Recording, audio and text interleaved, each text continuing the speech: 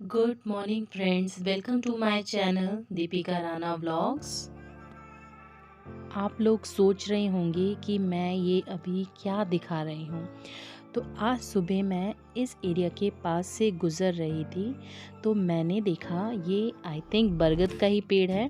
मैंने देखा इस बरगद के पेड़ के नीचे बहुत सारा पूजा पाठ का सामान, भगवानों की मूर्तियाँ, नारियल और बहुत सारी चीज़ें ऐसे ही बिखरी पड़ी थी और ये फैल फैल कर काफ़ी आगे आगे तक चली गई थी।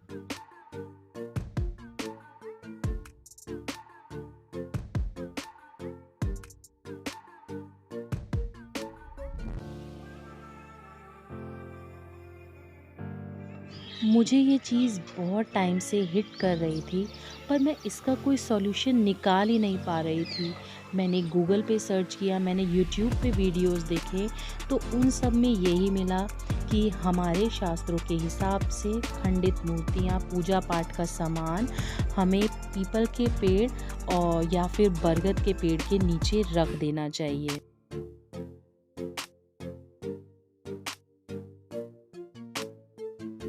कितने स्वार्थी हो गए हैं ना हम सब।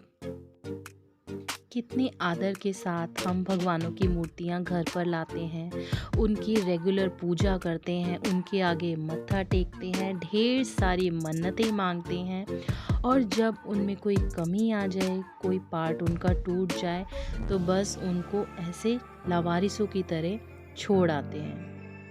मेरे पास भी घर में कुछ पूजा पाठ का सामान, एक लक्ष्मी गणेश जी की मूर्ति जिसमें लक्ष्मी माता जी का हाथ थोड़ा सा टूट गया था, तो वो पड़ा था।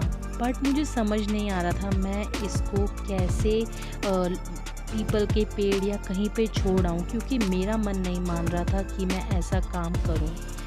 तो मैंने यही सोचा कि मैं पूजा पाठ के सामान को एक हवन कुंड में जला दूंगी। हवन कुंड हमारे घर में ही है, तो मैंने उसमें ये सारा पूजा पाठ का सामान जला दिया।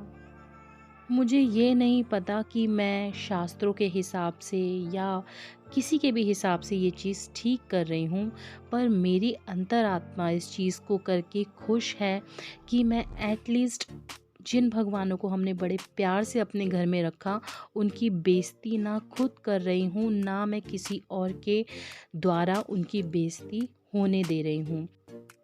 बच्चों को भी मैं ऐसी चीज़ों में पूरा इन्वॉल्व रखती हूँ, क्योंकि आगे आने वाली पीढ़ियाँ तो यही हैं। अगर आज से हम इनको ये चीज़ें नहीं सिखाएंगे, तो फिर ये आगे जाके क्या सीखेंगी।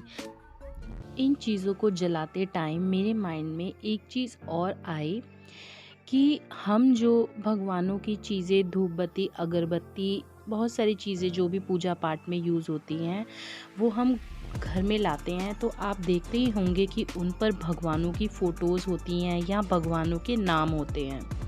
आई डोंट नो मेरी ये वीडियो कहाँ तक जाती है, कहाँ तक नहीं जाती, बट मैं ये चाहती हूँ कि भगवानों के नाम या भगवानों की फ़ोटो ऐसी चीज़ों पर ना हो तो अच्छा है, क्योंकि फिर अगर अगरबत्ती पे भगवान की फ़ोटो है, तो कई लोग अगरबत्ती के डब्बे खाली होने के बाद उनको डायरेक्ट डस्टबिन में डाल देते हैं। तो अगर उन पे भगवानों की फ़ोटो या नाम होंगे ही नहीं, तो यूज़ होने के बाद अगर वो डस्टबिन में जाता भी है तो कोई बड़ी डील नहीं है। लक्ष्मी जी की ये खंडित मूर्ति पानी में डाले हुए मुझे एटलीस्ट 10 से 15 दिन हो गए हैं, पर ये पानी में नहीं गली। काश कि मैं उस टाइम पे मिट्टी की मूर्ति लेती तो वो आराम से पानी में गल जाती, क्योंकि ये पीओपी की है तो ये नहीं गली। माता जी का इसमें हाथ जो है वो खंडित हो गया था। तो मैंने फिर सोचा इस मूर्ति को मिट्टी में दबा दूंगी। यहाँ पे राख भी ठंडी होने के लिए मैंने रख दी है। सारांश मेरी हेल्प करा रहा है, वो कह रहा था मैं ही खोदूंगा, तो मैंने कहा ठीक है आप शुरुआत करो। फिर कुछ गड्ढा उसने खोदा और फिर आगे का गड्ढा मैंने खोदा, पर साथ साथ में सारांश और युवान दोनों ही मेरी हेल्प करते रहे।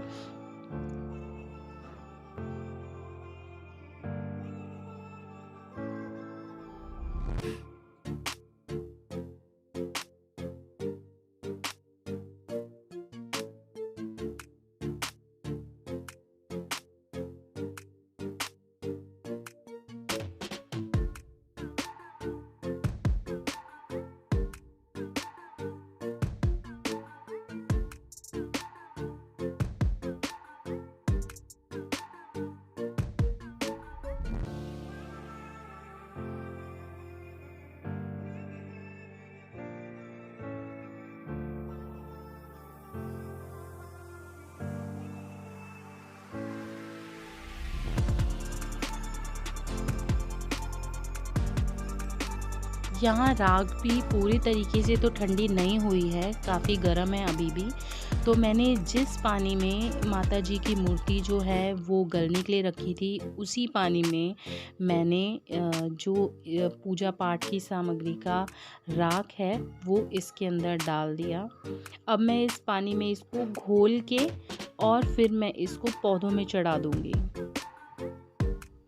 अगर आप लोगों को भी भगवानों का निरादर पसंद नहीं, तो आप लोग भी कुछ ऐसा करके भगवानों को निरादर होने से बचा सकते हैं, बजाय कि हम उनको सिर्फ पेड़ों के नीचे रख के और ऐसे ही छोड़ आएं।